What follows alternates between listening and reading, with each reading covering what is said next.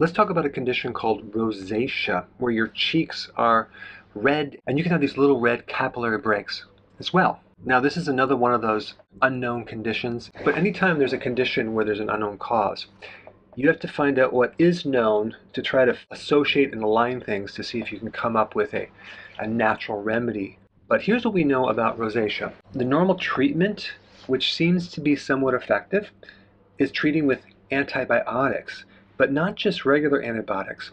Those antibiotics that also are anti-parasitic.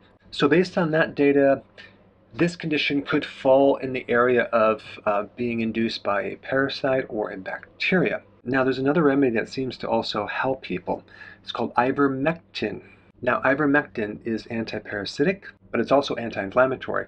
So it can help with parasites as well as inflammation. It's also anti-lice, anti-scabies. And what's interesting about ivermectin, it was developed in Japan from a single microorganism in the soil, which is actually quite fascinating. Now, there's also some very interesting additional information about ivermectin and COVID-19, which I can't talk about, but you can do your own research.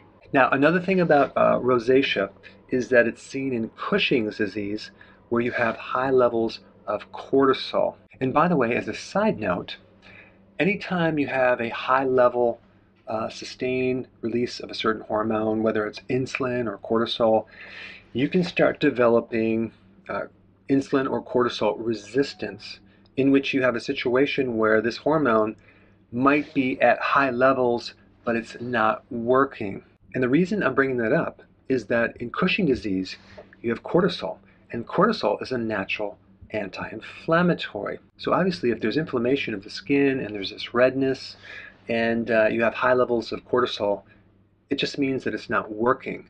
The other interesting thing about this is that you can also have a steroid-induced rosacea. So apparently it's probably this cortisol resistance which actually creates a deficiency of cortisol that's really setting the person up for this condition. Now, the other thing that we know about rosacea is what triggers it. Extreme temperatures, strenuous exercise, extreme heat from the sun, sunburn, stress, cold winds.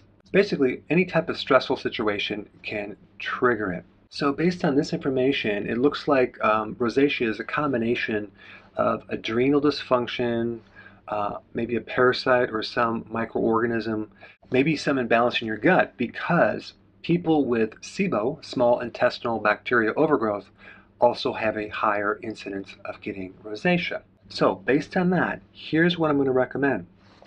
Neem oil, which is anti-parasitic, antifungal, and you mix a few drops with coconut oil and you rub that into your skin.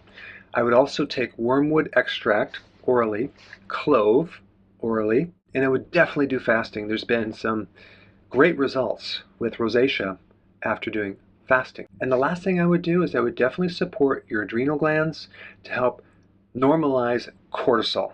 If you want more data about that, check out some of the links down below.